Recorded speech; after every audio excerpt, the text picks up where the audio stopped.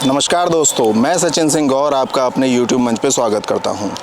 इस समय उत्तर प्रदेश और देश में जो सबसे चर्चित मुद्दा है वो है कांवड़ यात्रियों की जो यात्रा निकल रही है। इस दौरान जो इस रास्ते में जितने भी वेंडर्स पड़ते हैं, होटल हैं, ढाबे हैं, दुकानदार हैं, यहाँ तक कि फल विक्रेता हैं, उन सबको अपने नाम की तख्ती अपने बिज़नेस के साथ लगानी है। इस पर ही ये इस समय सबसे बड़ा मुद्दा बना हुआ है।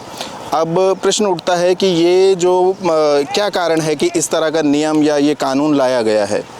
तो बहुत सारी बातें चल रही हैं, मीडिया में भी आपने देखा होगा, सुना होगा, बहुत सारी वो बातें बताई जा रही हैं, कही जा रही हैं, अलग अलग कारण गिनाए जा रहे हैं।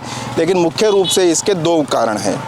पहला कारण तो ये है कि जब से 4 जून को रिज़ल्ट आए लोकसभा के, उसके बाद से ही भाजपा का केंद्रीय नेतृत्व लगातार प्रेशराइज़ कर रहा है योगी आदित्यनाथ को। कभी कोई एमएलए उनके खिलाफ बोलता है, कभी जो पत्रकार लॉबी है एक जो उनके अगेंस्ट हमेशा रहती है, वो नैरेटिव बनाती है कि कानून व्यवस्था ध्वस्त हो रही है। तो केशव प्रसाद मौर्य बार बार ऊट-पटांग बयान देते हैं, कभी दिल्ली आते हैं, कभी किसी से मिलते हैं, कभी किसी से मिलते हैं। एक पूरा नैरेटिव तैयार किया जा रहा है कि योगी आदित्यनाथ की अक्षमता के कारण या अलोकप्रियता के कारण खराब रिजल्ट उत्तर प्रदेश में भाजपा का आया है। तो ये इतना प्रेशर था, इस प्रेशर को पलटने के लिए योगी आदित्यनाथ को एक कुछ ऐसा मेजर डिसीज़न या ऐसा मेजर आउटब्रेक चाहिए था जो कि सारी चीज़ें पलट दे। तो ये जो डिसीजन उन्होंने लिया उसके बाद से ऐसा ही हुआ है। बाकी सारे मुद्दे गौण हो गए हैं और इस समय सिर्फ यही एक मुद्दा चर्चा में है कि ये जो वेंडर्स के नाम डिस्क्लोज़ करने की बात चल रही है, ये गलत है, कोई कह रहा है सही है, धार्मिक आस्था है, बहुत सारी बातें, और बाकी सारी बातें गौण हो गई हैं। तो एक तो ये कारण है। दूसरा कारण है कि अभी हाल ही में 10 विधानसभा क्षेत्रों में उपचुनाव होने हैं जल्द ही। तो ये डिसीजन तो वैसे मुजफ्फरनगर, शामली और मेरठ 3 जिलों के लिए लिया गया था, लेकिन धीरे धीरे ये पूरे उत्तर प्रदेश में लगभग लागू हो गया है। तो अभी जो चुनाव हैं उनमें से जो 10 उपचुनाव हैं विधानसभा के, उनमें से 2 जो हैं वो पश्चिम उत्तर प्रदेश में हैं, एक मीरापुर और एक गाज़ियाबाद में।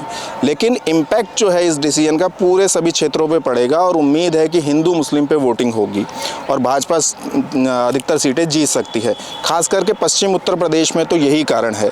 और इसके अलावा एक और भी चीज़ है कि भविष्य की राजनीति को भी इसके द्वारा साधने का प्रयास किया जा रहा है, क्योंकि पश्चिम उत्तर प्रदेश जहाँ पर लगभग 28 लोकसभा और लगभग 125 के आसपास विधानसभा आती हैं, वहाँ पर मुस्लिम जनसंख्या बहुत ज़्यादा है और वहाँ पर भाजपा केवल तभी जीत सकती है जब वोट हिंदू मुस्लिम ध्रुवीकरण पे हो और हिंदुत्व के नाम पे पड़े। और इस बार जो भाजपा का खराब प्रदर्शन रहा उसका कारण ये रहा कि हिंदुत्व के नाम पे नहीं, जातियों के नाम पे वोट पड़ा और भाजपा पश्चिम उत्तर प्रदेश में बहुत ही खराब प्रदर्शन उसका हुआ और उसी के कारण आगे तक भी वो इम्पैक्ट चलता रहा और भाजपा का खराब प्रदर्शन चलता रहा।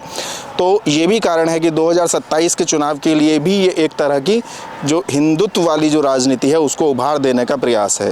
तो मुख्य रूप से यही 2 कारण है, ये डिसीजन लिया गया है। बाकी आप कमेंट करके बताइए आपको क्या लगता है कि क्या और कारण हो सकते हैं और इस डिसीजन का क्या इम्पैक्ट आने वाले समय में उत्तर प्रदेश की राजनीति पे पड़ेगा। धन्यवाद।